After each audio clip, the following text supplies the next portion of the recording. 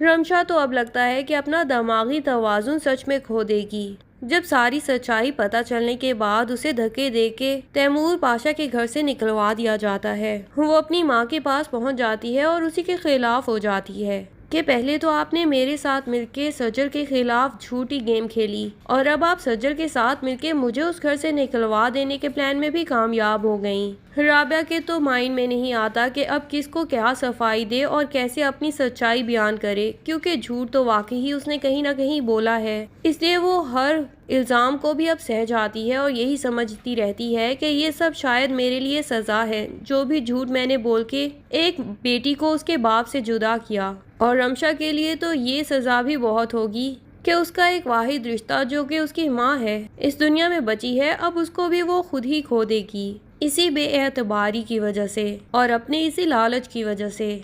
समझ नहीं आता जब राबिया ने उसे बता दिया था कि तुम्हारी सच्चाई सज्जल को पता चल चुकी है, क्योंकि मेहरुन्निसा की डायरी सज्जल के हाथ लग चुकी है जो कि तुम खुद ही अपनी खुदगर्जी में उस घर में लेके गई थी। तभी रमशा खुद ब खुद ही उस घर से वापस क्यों नहीं आ जाती, उल्टा माँ को ये कह के चली जाती है कि मैं इस गुर्बत ज़दा माहौल में वापस कभी नहीं आऊँगी, मैं वहीं पे ही हमेशा रहूँगी। और इतने धोखे देने के बावजूद उसे लगता है कि शायद तैमूर पाशा उसकी इमोशनल ब्लैकमेलिंग में आ जाएगा और उसे उसी घर में रहने की परमिशन दे देगा जहां तैमूर पाशा की असली बेटी ना होने के बावजूद उसकी दूसरी बीवी से इतने पंगे करती आई है। पता नहीं किस मुंह से वो तैमूर पाशा से रिक्वेस्ट करती है कि नहीं डैड, अभी भी मुझे इसी घर में रहने दें, मुझे माफ़ कर दें। तैमूर पाशा जो कि रमशा का असली चेहरा देख चुका है कि वो कितनी लालची है, सिर्फ और सिर्फ लालच की वजह से उसने तैमूर पाशा की असली बेटी की हकीकत को भी उससे छुपा के रखा।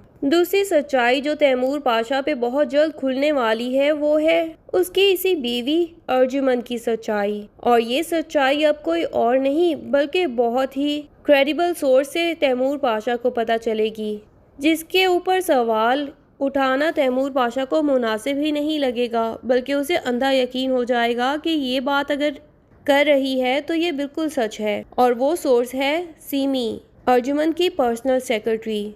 अर्जुमन ने तो सीमी को बहुत ज़्यादा पैसे दे दिए थे कि वो जुबैदा नर्स को इतना तंग करे कि वो अर्जुमन को दोबारा ब्लैकमेल ना कर सके। लेकिन शायद सीमी की इंसानियत जाग जाएगी और वो तैमूर पाशा के सामने बता देगी कि ये वो नर्स है जो आपकी बेगम की इतनी पुरानी सच्चाई जानती है और वही आपको बताना चाहती है। आपकी बीवी ने मेहरुन्निसा की बेटी को दुनिया में आने से पहले ही मार देने के लिए इस नर्स को पैसे दिए थे, लेकिन ये नर्स ऐसा घिनौना गुनाह नहीं कर पाई। और अब जाके जब उसने ये सच्चाई आपकी बीवी के सामने रखी तो उन्होंने इसको मरवाने के लिए मुझे पैसे दे दिए कि मैं अपने हस्बैंड से कह के इसे इतना तंग करवाऊं कि वो खुद ही अर्जुमन का पीछा बिल्कुल छोड़ दे और उसे ब्लैकमेल करना भी छोड़ दे। तैमूर पाशा जो कि रिश्तों में इतने धोखे खा चुका है, जब उसे पता चलेगा कि उसकी बीवी भी उसे इतने अरसे से धोखा देती आई है तो वो बेचारा तो बिल्कुल ढह जाएगा। और अब जाके उसे बहुत ही शदीद अफसोस होगा कि उसने इतने साल पहले जो डिसीजन लिया था मेहरुन्निसा को छोड़ के अपने बाप की जायदाद के पीछे अर्जुमन से शादी कर ली, ये उसकी ज़िंदगी का सबसे बुरा डिसीजन था। अल्लाह ने तो उसको मेहरुन्निसा की शक्ल में एक तोहफा दिया था, इतनी ईमानदार बावफा बीवी दी थी जो कि तैमूर पाशा से सच्ची मोहब्बत करती थी और तैमूर पाशा की जुदाई की वजह से ही वो मर गई। शायद यही सज़ा तैमूर पाशा के लिए लिखी गई थी कि जब वो मेहरुन्निसा जैसी बीवी की कदर ना करे तो उसके हिस्से में अर्जुमन जैसी एक औरत आ जाए। अब इतनी तकलीफ ज़दा ज़िंदगी में अगर तैमूर पाशा की ज़िंदगी में कोई रोशनी की किरण थी तो वो सिर्फ़ और सिर्फ मेहरुन्निसा की असली बेटी सज्जल थी। लेकिन वो तो अपनी माँ की डायरी पढ़ने के बाद और सारी सच्चाई जान लेने के बाद तैमूर पाशा की शक्ल तक देखना नहीं चाहती थी। तैमूर पाशा फिर भी दोबारा सज्जल के पास पहुँच जाता है कि शायद उससे किसी तरीके से माफ़ी मांग ले, तो जब सज्जल उसे माफ़ कर देगी तो उसे महसूस होगा कि शायद मेहरुन्निसा ने भी उसे माफ़ कर दिया है। लेकिन सज्जल तो साफ साफ कह देती है कि आपके जैसे घमंडी और धोखेबाज इंसान से मैं कोई वास्ता रखना नहीं चाहती और ना ही मुझे ये जान के खुशी हो रही है कि आप मेरे बाप हैं। काश ये सच्चाई मुझसे छुपी रहती तो सालार के अंकल होने की वजह से शायद मैं आपकी रिस्पेक्ट करती रहती। मैंने जो आपको समझा था आप तो वैसे हैं ही नहीं। दूसरी तरफ सज्जल अब अपनी माँ यानी राबिया की कॉल भी बिल्कुल नहीं सुनती। समझ नहीं आता कि बचपन से जिस औरत ने उसे माँ बन के पाला है, ठीक है कहीं ना कहीं नाइंसाफी भी कर दी राबिया ने रमशा के साथ मिलके, लेकिन सज्जल के साथ तो उसने फिर भी इतना बुरा नहीं किया। उसको तो कभी महसूस भी नहीं हुआ कि राबिया उसकी असली माँ नहीं। वो सज्जल से भी पूरा प्यार करती रही और उसे पूरी तालीम दिलवाई, और फिर एंड पे जो सालार के साथ जबरदस्ती उसकी शादी करवाई। इन सब अच्छाइयों को सज्जल एकदम से कैसे भूल सकती है। कहते हैं ना कि पैदा करने वाली माँ से ज्यादा पालने वाली माँ से मोहब्बत होती है। सज्जल को अब जाके इस उम्र में अगर पता चला कि उसे पैदा किसी और माँ ने किया है तो एकदम से राबिया के लिए इतनी शदीद नफरत उसके दिल में आखिर कैसे पैदा हो गई। वो तो अपनी माँ पे जान भी कुर्बान करने के लिए तैयार होती थी, और अब ऐसा है कि उसकी कॉल तक नहीं सुन रही, उसे माफी का मौका तक नहीं दे रही कि वो सच बता सके कि इसके पीछे मेरा कोई लेना देना नहीं था, बल्कि सारी की सारी लालच रमशा की थी।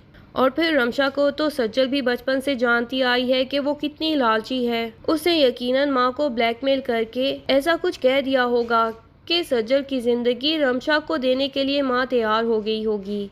उल्टा सज्जल तो राबिया से कहती है कि रमशा तो मुझसे भी ज्यादा हसास है। जब उसे पता चलेगा कि आपने उसे झूठ बोल के उस घर में भेजा तो वो कितनी ज्यादा हर्ट हो जाएगी।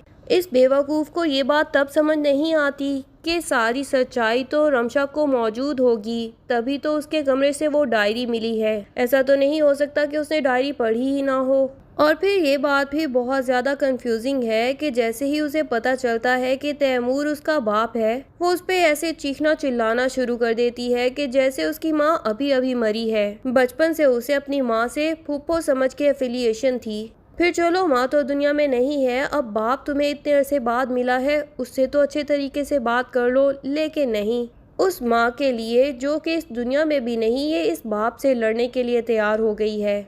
यहाँ सालार सिकंदर भी तैमूर पाशा से कहता है कि आपके इस एक फैसले की वजह से एक नहीं बल्कि तीन तीन जिंदगियां तबाह हुई। आपने सिर्फ और सिर्फ सज्जल की माँ को धोखा नहीं दिया बल्कि खुद भी सारी जिंदगी अजियत में गुजारी, और मेरी आनी को भी आपने इतनी तकलीफ ज़दा ज़िंदगी दे दी। अभी ये बात तो सालार को पता चलेगी सीमी नर्स से ही कि उसकी आनी को तैमूर पाशा ने तकलीफ नहीं दी, बल्कि उन्होंने तो खुद ही ये तकलीफ ज़दा ज़िंदगी अपने लिए सिलेक्ट की थी। वही मोहब्बत में इतनी सेल्फिश हो गई थी, बिल्कुल रमशा की तरह, कि उन्होंने तैमूर पाशा की शादीशुदा ज़िंदगी को ख़राब किया।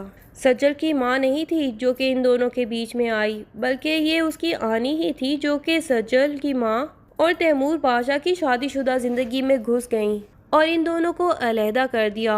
और उसके बाद भी जब उन्हें पता चला कि सज्जल पैदा होने वाली है तो अर्जुमन ने उसे भी मरवाने की कोशिश की। अब जबकि सज्जल से वो इतनी मोहब्बत करता है तो ये बात पता चलने के बाद तो यकीनन उसे भी अर्जुमन आनी से नफरत होने वाली है। अभी तो अर्जुमन बड़ी ही खुशी खुशी रमशा को इस घर से ऐसे निकलवाती है जैसे उसने कोई बहुत बड़ी गेम जीत ली हो, लेकिन जब उसे खुद इस घर से ऐसे ही धक्के देके निकलना पड़ेगा तब पता चलेगा कि उसका क्या अंजाम होने वाला है।